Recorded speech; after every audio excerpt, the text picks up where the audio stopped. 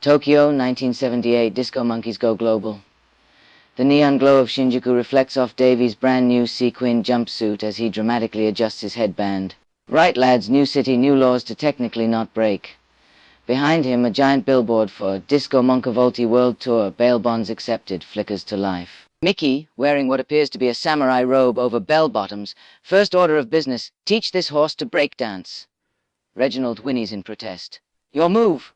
Storm a karaoke bar and replace all song lyrics with Daydream Believer remixes. Riot ensues. 2. Challenge Yakuza members to a dance-off for territory rights, Davy's idea. 3. How do we culturally appreciate Tokyo? Brilliant, Davy declares with a grin, adjusting his mic stand into a makeshift samurai sword. I've always wanted to fight a Japanese crime syndicate, and a dance-off is way more stylish than a gunfight. The Yakuza members, all of whom are wearing matching monogrammed suits, look mildly confused by the sudden arrival of a sequined pop star. American? One of them finally asks, eyeing Davy's outfit. British, Davy corrects them calmly. Shall we begin? The crowd of bystanders immediately takes a collective step back to avoid the impending dance-off fight. Wait, does this count as cultural appropriation? You whisper, dodging flying kicks. Micky shrugs, clinging to Reginald's back. Well, it's already more entertaining than a samurai movie. The dance fight devolves into a chaotic mix of karate, disco steps, and poorly aimed tambourine throws. But somehow, through sheer Davy Jones magic, it's still somehow on beat. Even the horse starts dancing badly at one point.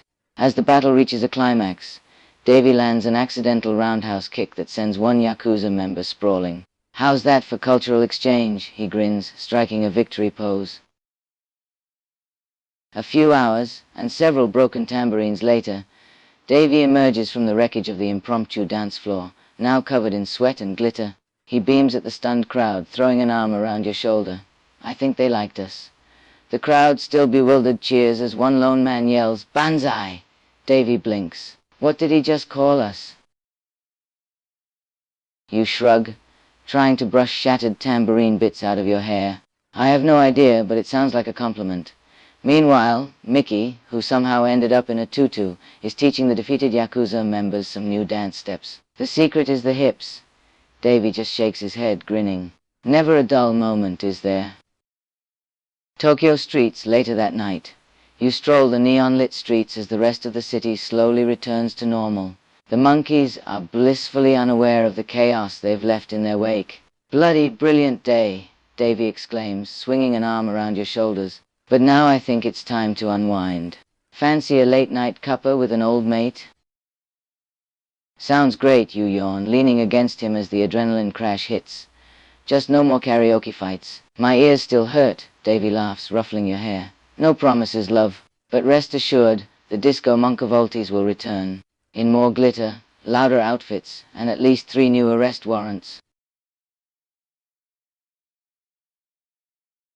Scene: a tiny Tokyo tea house just before dawn.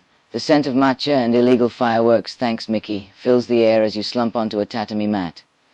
Outside, the first hints of sunrise peek over the skyline, painting everything in golden pink, like a very tired watercolor. Davy passes you a steaming cup with a wink. Here you go, strong enough to wake the dead or at least sober up Reginald. The horse is currently asleep in the doorway. Micky, now wrapped in what appears to be a stolen sushi chef's headband. So, where next? Paris? The moon? Final choices. 1. Moon. Demand NASA hires you as disco astronauts. 1 small step for monkey kind.